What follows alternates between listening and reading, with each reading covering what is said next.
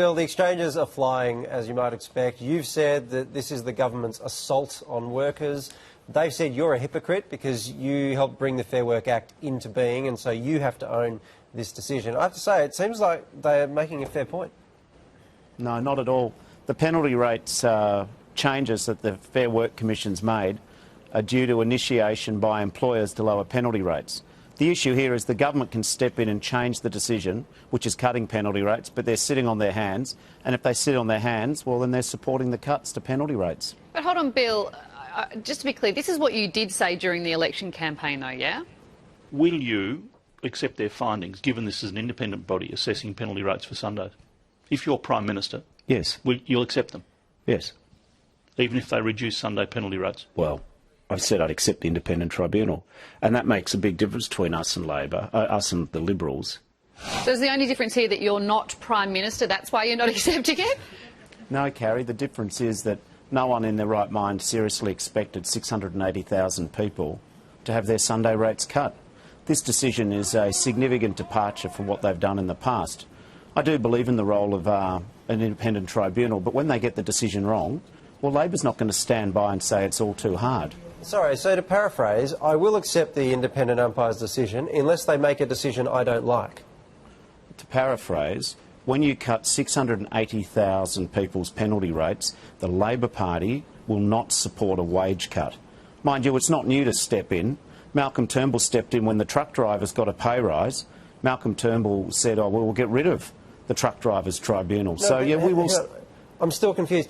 It seems like you're saying, I mean, if it was they got rid of too many jobs, why wouldn't you have said that during the election campaign? Why wouldn't you have just said, well, we would like to accept their decision, but if they make a really bad decision, we won't accept that? I've got to say, this decision caught us by surprise. And when you get a decision which you hadn't anticipated, you can either stubbornly ignore the decision, like the government, or you stand up. I've got a very straightforward proposition. Do we back 680,000 people who work in pharmacy and retail and hospitality, or do we give up on them? Fine, but it would have made sense to say that before the election and say, well, we're not going to give up on these workers, rather than create a commission, staff it with people that your side has appointed, say they're great appointments, and then say now they make bad decisions. Mate, the commission's been there since 1904. The employers launched a case, and the commission's done something which I think it is reasonable to say that most people didn't expect them to do. For me, the issue is, do you back cutting the pay? $77 on a Sunday for a full-time retail worker. Do you back cutting $77 from their scarce pay packet or not? So if the Commission is making such bad decisions, if you have an independent umpire and then you don't like the decisions it's going to make and you're going to reject them, shouldn't you just say we're going to abolish it? No, I think the Commission most times gets the decision right. But in this case, where you've got corporate profits being the highest they've been in 40 years, and you've got wages growth flatlining, the lowest growth in wages in 20 years, we want to pass a law which will say to the Commission, one, this decision shouldn't go ahead, and two, they shouldn't have the ability to reduce people's take-home pay. Full stop. Speaking of issues that affect real Australians, Bill, we heard some horrifying stats at the top of the show that I want to run by you.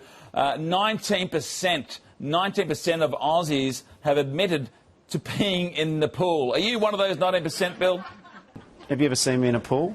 No, I haven't, to be honest. Well, then I'm not going to answer your question. Answer the question, Bill. No, always get out of the pool. That's what I tell the kids. I think it's time to end this, Bill. Thank you very much for joining us. Appreciate it.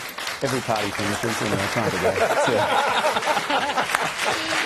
So much feedback coming in, particularly on the idea of only applying the rate changes to new workers. Janine says, what's going to stop employers from sacking old employees on penalty rates? Rob says, you know, why should one person be paid at a lower rate because of the date they started work? And Sean says, you know, all it's going to do is make the employers sack the workforce and then just get them to reapply under the new conditions because they're still going to want their jobs. So it's a bit of a mess.